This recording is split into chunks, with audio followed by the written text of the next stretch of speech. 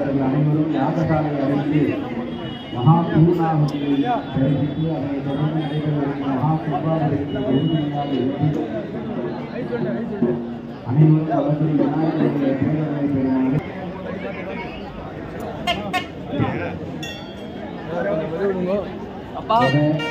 வாத்தியம்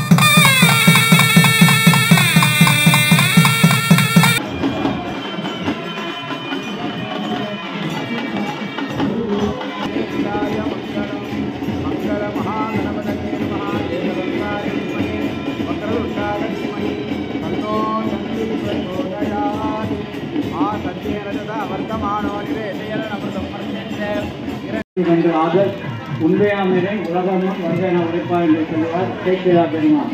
அப்படிப்பட்ட உறுதியாய வாழ்க்கை நம்முடைய பொறுப்பும் மங்களநாத குருக்கள் மயிலாப்பூர், சென்னை மயிலாப்பூர் அப்படின்னாலே நமக்கு ஞாபகத்துக்கு வர்றது கற்பகாம்பாள், உடனுரை, கபாலீஸ்வரர், எல்லாருக்குமே அதுதான் வந்து ஞாபகத்துக்கு வரும். சென்னையிலேயே வந்து மயிலாப்பூர் வந்து ரொம்ப புனிதமான இடம். அதாவது பெரிய பெரிய மகான்கள், சித்தர்கள் இவெல்லாம் வந்து வழிபட்ட இடம் இது. இன்னொரு விஷயம் அப்படின்னாக்கா, திருவள்ளுவரே வந்து இங்கே பிறந்திருக்காருன்றது சான்றோர்கள்லாம் சொல்கிறா. அப்படிப்பட்ட மயிலாப்பூரில் லஸ் கார்னர்லேருந்து கச்சேரி ரோடு வழியாக அருண்டேல் தெரு, அந்த தெருவில் வலம்புரி விநாயகர், சுயம்பு வலம்புரி விநாயகர் 500 வருஷத்துக்கு, அதாவது ஒரு 500 வருஷத்துக்கு மேலே இந்த விநாயகர் இருக்குது. நீங்கள் கூகுளில் சர்ச் பண்ணாலே கபாலீஸ்வரர் கோவிலுக்கு முன்னாடியே இந்த கோவில் இருக்கிறதா வரலாறு சொல்கிறது. இந்த வலம்புரி விநாயகருடைய மகிமை என்னன்னு பார்த்தேன்னா, தெற்கு நோக்கி இருக்குது. அந்த தெற்கு நோக்கி இருக்கிற அந்த வலம்புரி விநாயகர் வந்து குபேரன் மூலையில் உக்காண்டிருக்கார். அந்த குபேரன் மூலையில் உக்காண்டிருக்கிறதுனால சுயம்புவாக இருக்கார். இது வந்து நிறைய பேருக்கு தெரியாது. அதாவது மூர்த்தி சிறுசாக இருந்தாலும் கீர்த்தி அதிகம்னு சொல்லுவா. அந்த மாதிரியான இடம் இது. இப்போ வந்து இது இன்னைக்கு ஏப்ரல் மாதம் 26/4/2024 வெள்ளிக்கிழமை. இன்றைய தேதியில் அனுஷ நட்சத்திரம், அமிர்த யோகம், சித்த யோகம் கூடிய சுபயோக சுபலக்னத்தில் காலை 9 மணியிலிருந்து 9:20க்குள் ஜீரணோதாரண அஷ்டபந்தன மகா கும்பாபிஷேகம் நடக்கிறது. இந்த கும்பாபிஷேகத்துக்கு பார்த்தீங்கன்னா திரளான பக்தர்கள் எல்லாரும் வந்திருக்கா. இந்த ஸ்பெசிஃபிக்காக பார்த்தீங்கன்னா இந்த விநாயகர்கிட்ட ஒரு மகிமை இருக்குது. என்னன்னு பார்த்தீங்கன்னா இந்த திருமண தடைகள், வியாபார தடைகள், உத்தியோக தடைகள், புத்திர பாக்கியம், இந்த மாதிரி சொல்லிக்கிட்டே போகலாம். ஒரு மிராக்கல்னு சொல்லலாம் இது. ஏன்னா இது தத்துவரூபமாக நடந்திருக்கு. ஒருத்தருக்கு கல்யாணம் ஆகி 35 வருஷம் அவருக்கு குழந்தையே இல்லை. அப்படிப்பட்ட சமயத்தில் அவர் போகாத டாக்டர் கிடையாது, போகாத வைத்தியம் கிடையாது. நிறைய பரிகாரங்கள் டாக்டர் இந்த மாதிரி நிறைய. யாரோ ஒரு கிறிஸ்டின் ஒருத்தர் இந்த கோவிலுக்கு நீங்கள் போங்க, அவர் ஆட்டோ ஓட்டுறவர் ஆற்றுல, அவர் சொல்லியிருக்காரு இந்த விநாயகரை போய் பாருங்க, கண்டிப்பாக உங்களுக்கு குழந்தை பாக்கியம் கிடைக்கும் அப்படின்னு சொல்லியிருக்கார். அவளும் அதே மாதிரி அவர் சொன்னதை நம்பி இந்த கோவிலுக்கு வந்தேன். அப்புறம் நான் ஒரு சின்ன பரிகாரம்லாம் சொன்னேன். அந்த பரிகாரத்தை வச்சுட்டு சொன்னால் நீங்கள் நம்புறீங்களோ நம்பலையோ தெரியாது, குழந்தையே பிறக்காதுன்னு சொன்னவாளுக்கு குழந்தை பிறந்திருக்கு.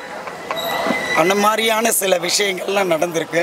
இந்த மாதிரி இப்போ சொத்து தகராறு, வீடு பிரச்சனை, வீடே வாங்க முடியல, அந்த மாதிரியான விஷயங்கள்லாம், அதாவது உங்கள் மனசில் என்ன வேண்டுதல் கோரிக்கையை நீங்கள் சொல்கிறீங்களோ அந்த கோரிக்கையை இவர்கிட்ட நேராக நீங்கள் இந்த விநாயகரை பார்த்து நேராக அப்பா என் கோரிக்கை இது தான், எனக்கு இதை தீர்த்து வை அப்படின்னு அந்த விநாயகரை பார்த்து கேட்டுட்டெல்லாம் கண்டிப்பாக நடக்கும். ஏன்னா இந்த விநாயகர் அவ்வளோ விசேஷமான விநாயகர். இன்றைய தேதியில் மயிலாப்பூர் பக்த கோடிகள் சார்பாக இந்த மகா கும்பாபிஷேகம் நடைபெறுகிறது. எல்லாருக்கும் நன்றி. எல்லாரும் இந்த வலம்புரி விநாயகரை தரிசனம் பண்ணி நல்ல நீண்ட ஆயுளோடும் நீண்ட அருளோடும் எல்லா செல்வமும் எல்லா வளமும் பெற்று நலமுடன் வாழணும் அப்படின்னு எல்லாம் வல்ல மயிலாப்பூர் கபாலி கற்பகாம்பாள் வேண்டிக்கிட்டு, மயிலாப்பூரில் இன்னொரு விஷயம் என்னன்னா, எங்கேயுமே பார்க்க முடியாத ஒரு விஷயம், 7 சிவாலயங்கள்.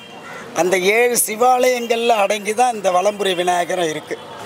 அதனால் எல்லா அருளும் எல்லாருக்கும் கிடைக்கணும் அப்படின்னு சொல்லி, லோகத்தில் எல்லாரும் க்ஷேமமாக இருக்கணும், ஆரோக்கியமாக இருக்கணும், மன நிம்மதியோடு இருக்கணும், எந்த விதமான பிரச்சனைகளும் இல்லாமல் எல்லாரும் சகல சௌபாக்கியங்களோடு இருக்கணும் அப்படின்ட்டு எல்லார் சார்பாகவும் எல்லாரும் நம்ம வேண்டிக்கிறோம். நன்றி, வணக்கம். மங்களநாத குருக்கள்.